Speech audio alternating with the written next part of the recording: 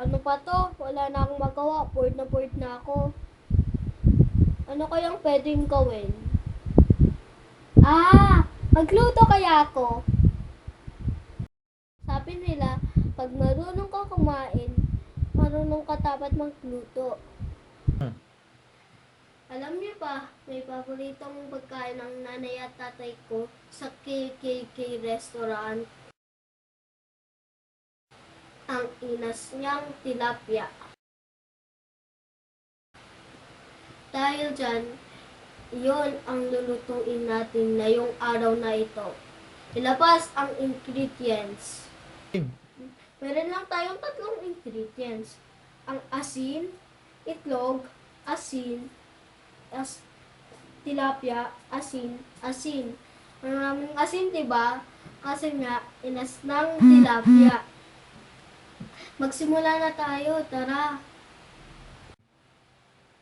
Itong tilapia, hindi na natin ito liligyan ng iba't ibang sangkap para natural lang ang lasa.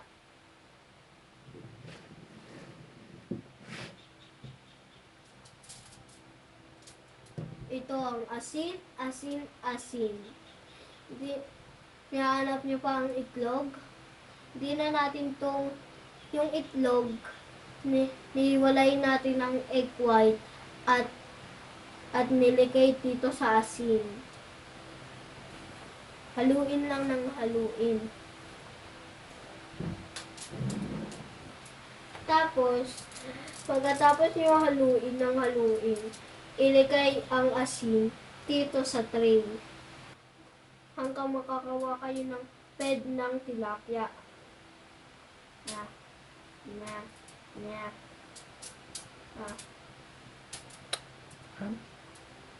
A few moments later. Ngayon, natapos na natin ang ped ng tilapia. Ilagay na natin siya sa ped niya.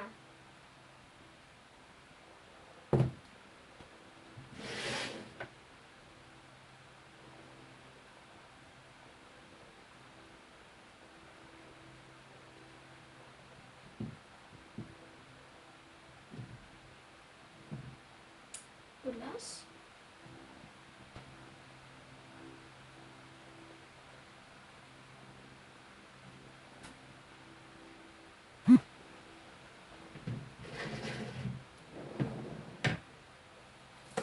Tapos, lagyan na natin ng asin sa ibabaw niya. Lagyan natin ng lagyan hanggang matakpan ang buo.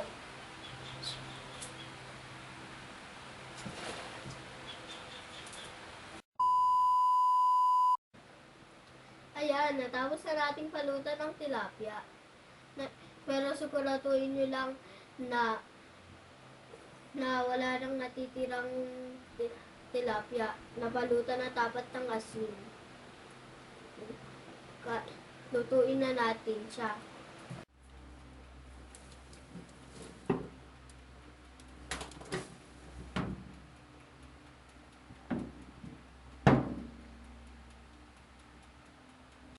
Twenty minutes later.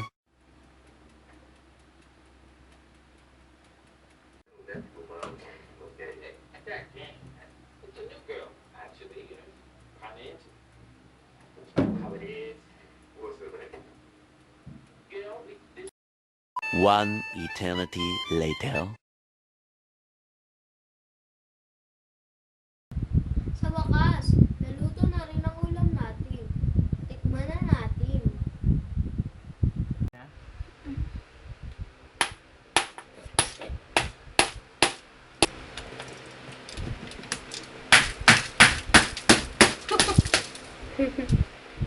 Habang buhay na si Daddy.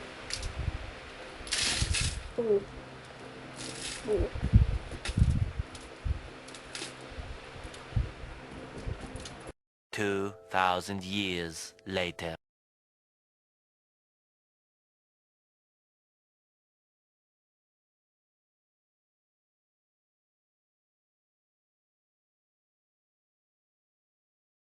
"12 seconds later."